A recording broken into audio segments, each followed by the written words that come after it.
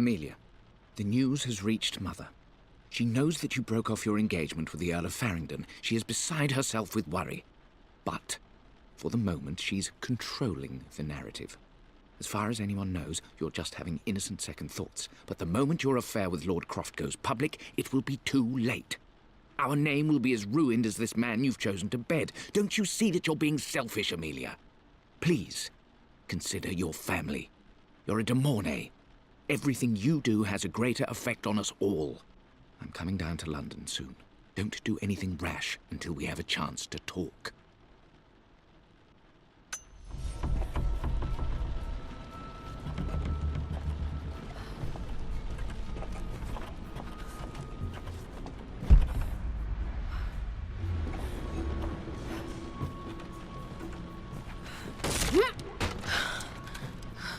Falling apart. Maybe I should just let my uncle have this place.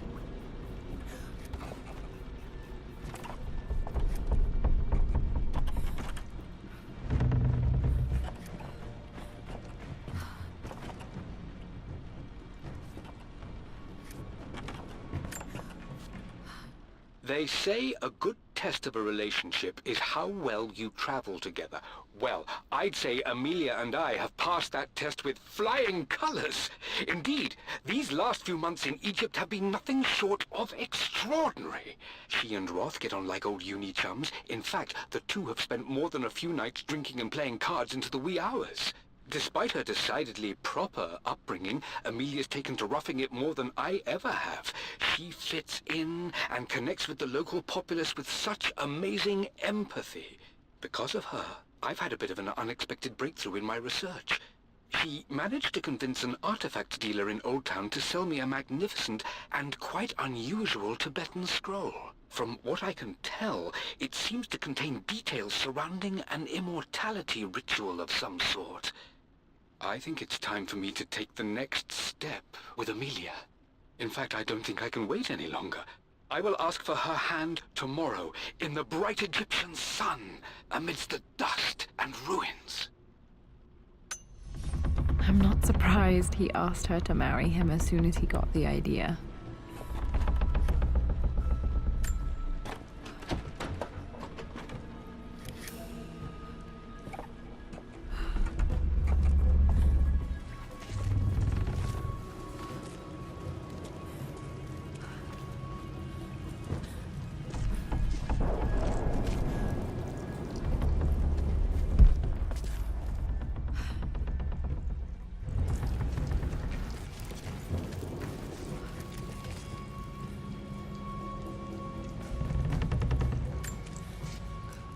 Amelia, I know we have had our differences in recent years. I've tried my best to keep an open mind about your relationship with Richard, but I just can't let you go on this ill-conceived expedition without saying my piece. You say Richard's theories have merit. You say that he may have actually stumbled upon some mythic, unknown truth, but I have seen nothing to support such claims. And while your word may have been enough in times past, I cannot let you squander away what remains of your name and reputation, and that of our family, truth be told, on some damned foolish crusade. I intend to go to Richard's investors and let them know exactly how he's spending their money, but I want to give you a chance to put a stop to this yourself. Please, don't go to Tibet. If not for me, at least for Lara.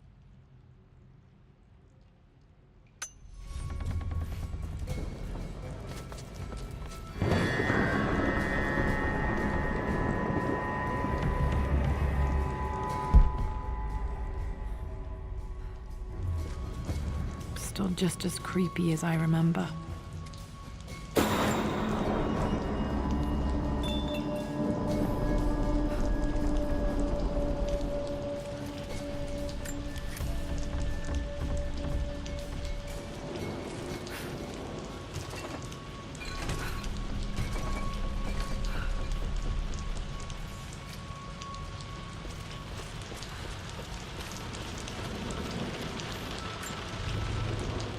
My lord, I hope this missive finds you on a successful expedition and in good health. Before I bore you with estate affairs, I wanted to let you know that our little angel has been into some mischief. As always, I indulged her in our usual game of chess. Over the course of the game, she broached the subject of her mother. She's having trouble remembering her now, and wanted to enter her ladyship's atelier, which you sealed off, to play on her mother's piano. It enraged her when she wasn't allowed to go in, of course. For someone so young, she has such strong emotions. Later in the day, she set a trap for me in the walk-in freezer, of all places. Before I knew what was happening, I found myself locked inside. Mrs. Sheffield discovered me an hour later, shivering and somewhat peeved. It took us an additional hour to find Lara in the grounds. I know all her hiding places, of course, but this time she really did not want to be found. Call it years of observation, but I can tell when she's out of sorts. My lord, if I may be so bold, she misses you fiercely. She is lonely for her father. Please consider a call as soon as you are able. Poor Winston. I remember being so angry. He was always so patient with me.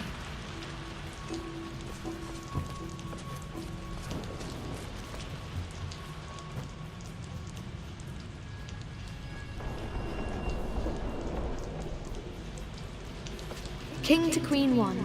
I'm going to win this time, Winston. Clever girl. But you should know by now, winning isn't everything. Queen to King's Bishop 6. Check. Easy for you to say. You always win. Knight takes queen. What I mean to say is try to enjoy the journey, Lara. Don't rush to victory. Bishop to King 7. I know, Winston. I just want... Oh no! I didn't even see that! You should also know by now, I'm not to be trifled with on this board, young lady. Mate. Oh, I am going to win. Someday.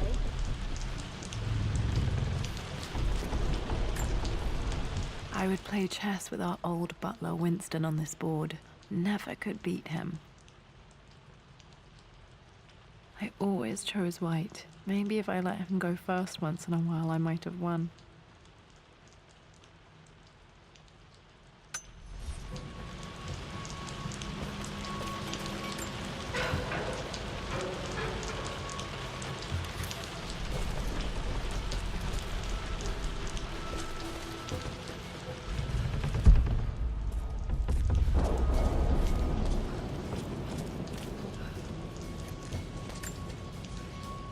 I'm at a crossroads now. Good Lord, that's such a cliche.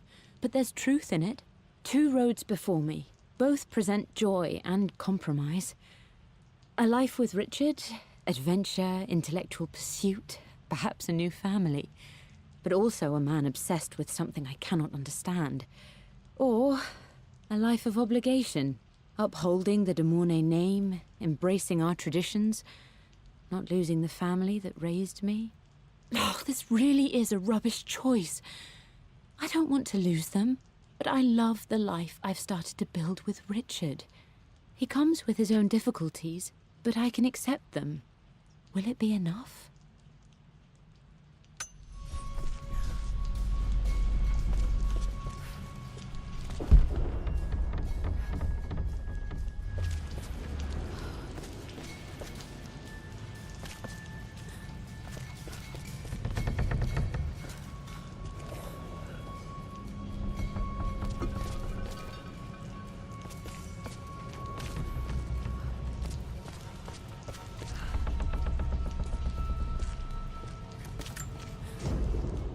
Everything is almost ready for Mistress Lara's birthday expedition surprise. It's been a bit of an all-hands-on-deck effort organizing the affair and keeping it secret. She's obsessed with Egypt, memorizing hieroglyphs and ancient Egyptian districts, so she'll be delighted with what Lord Croft has come up with. This will be good for her. She's been acting up of late, but I know she's just craving more of her father's attention. He's been so buried in his research. It'll be a nice moment for the 2 of them to reconnect. And I do believe he needs it as much as she does.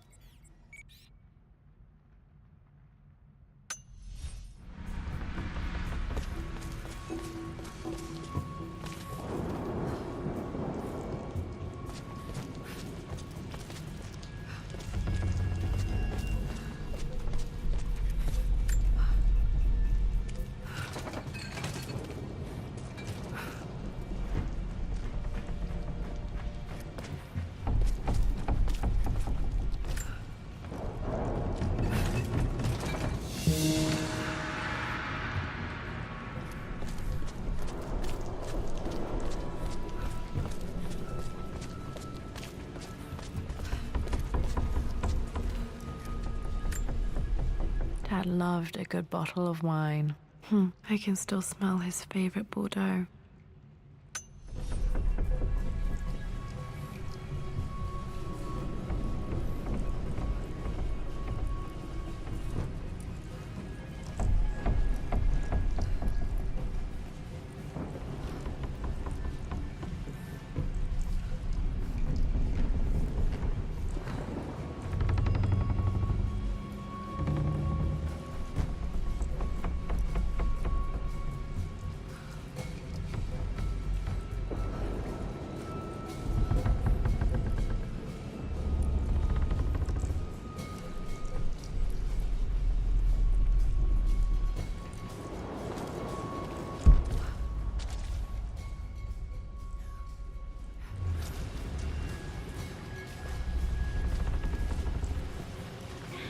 This is it! The basement of despair! Indeed, Lara. Muster your courage, for this is the only path to the Library of Infinite Knowledge. Look there! See the string? An ancient Egyptian tripwire. The Keepers of Knowledge want none to disturb their treasures. We must tread carefully. Let me lead. I know how to spot all the traps. I'm sure you do, my darling. Lead on!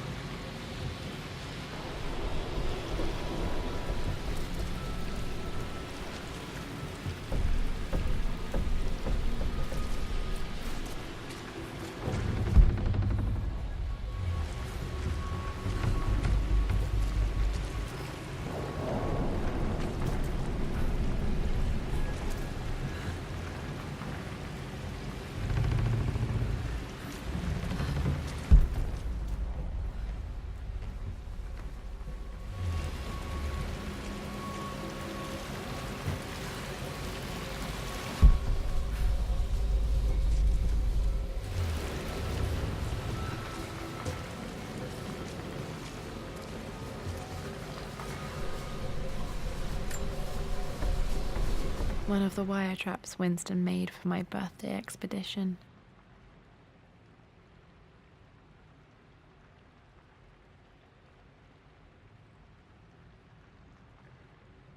Winston used my hair ribbons to make this. He and Dad put a lot of work into this birthday surprise.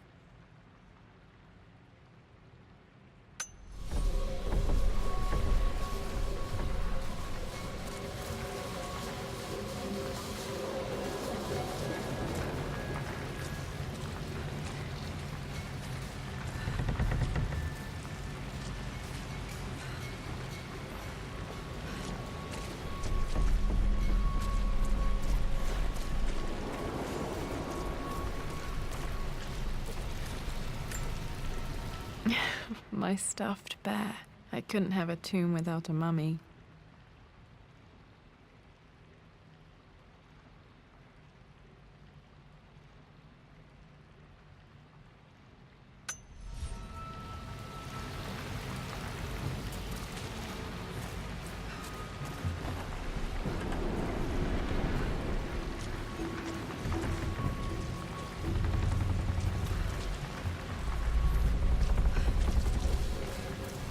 Water damage from the main hall above.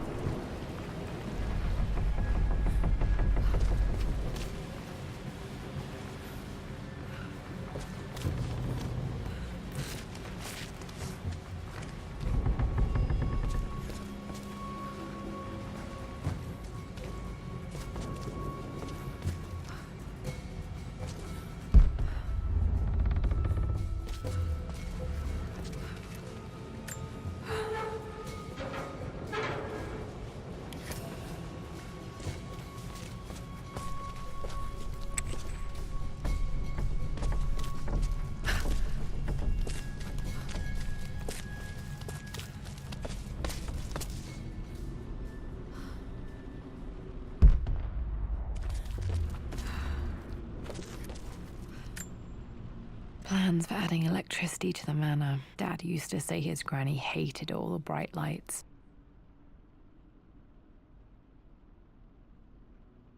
There's a missing page.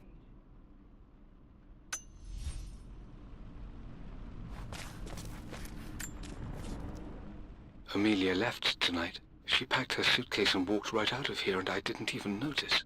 Like those days in the Oxford Library before we even met. I just had my nose in a book, lost in my own world. I am such a fool. I have let my obsession with this damned ritual of long life rule my better judgment for far too long, and it may already be too late. How could I have not seen this coming? I've made this mistake over and over, always putting my research before my personal life. But it's never hurt like this before.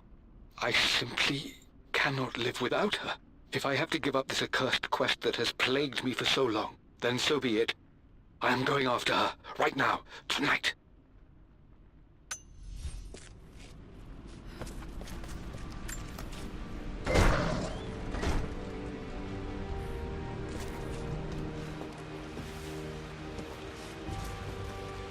Okay, Dad's ledger has to be in here somewhere. Hopefully it has the combination to the safe.